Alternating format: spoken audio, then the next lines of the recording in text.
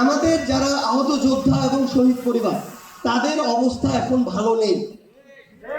আহত যোদ্ধাদের প্রয়োজনীয় চিকিৎসা এখন পর্যন্ত তারা পাচ্ছে না। আমরা স্পষ্ট করে একটা বলি, তাদের এই আহত হওয়া শহীদদের জীবন হারানো নিয়ে বাংলাদেশের জেলায় জেলায় উপজেলায় উপজেলায় এখন বাণিজ্য চলছে। এখনো থানাগুলোতে শহীদ পরিবার আহতদেরকে হয়রানি করা হয়। এখনো যদি দেখেন রাজনৈতিক দলগুলো, স্পষ্ট করে বলি, রাজনৈতিক দল এবং তাদের বিভিন্ন নেতাকর্মী টাকার বিনিময়ে শহীদ পরিবার এবং আহতদেরকে হয়রানি করে, আওয়ামী লীগ, ছাত্রলীগ, যুবলীগকে সেফ হাউস দেয়।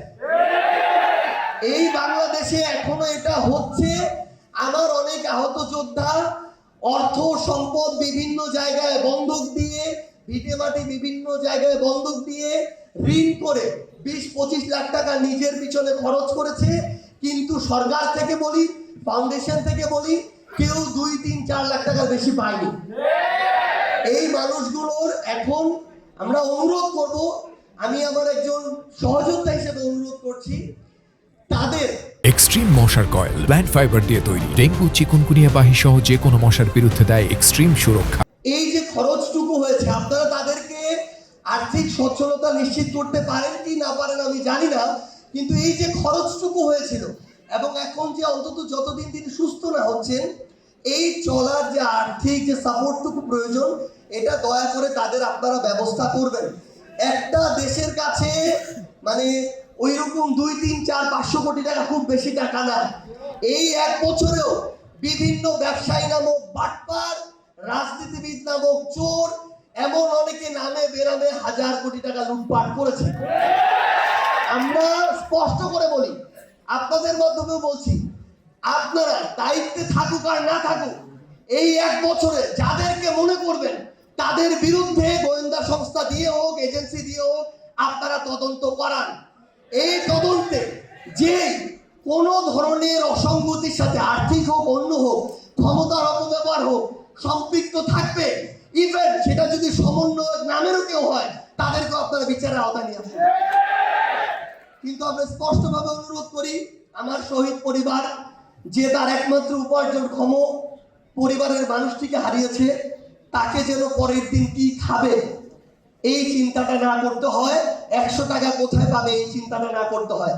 আমার এখানে একজন বোন বসে আছেন, যাকে একজন আহত যোদ্ধা 3 দিন টানা ফোন দিয়েছে শুধু 2-3 হাজার টাকা দেওয়ার জন্য, যে এই টাকা দিয়ে সে ওষুধ কিনবে। এমন বাস্তবতাও এখন হচ্ছে। অল্প কিছু মানুষের দায়িত্ব নেওয়া হয়, কিন্তু অধিকাংশ মানুষ এখনো অনিরাপত্তার মধ্য দিয়ে আছে।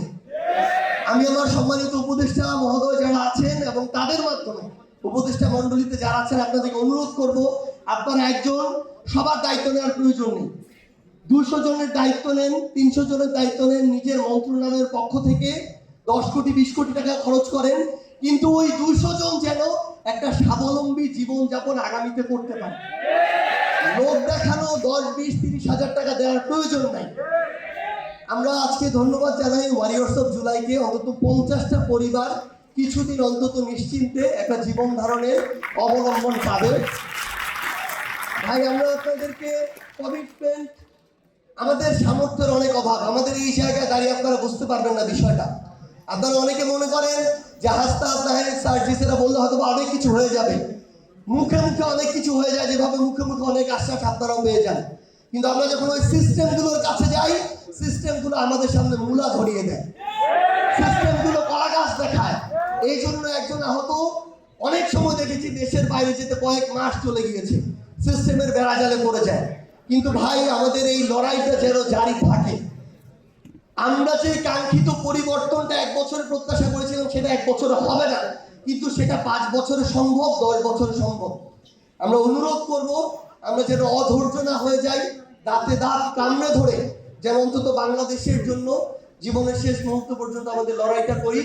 সবাইকে অসংখ্য ধন্যবাদ। ইনকিলাব জিন্দাবাদ।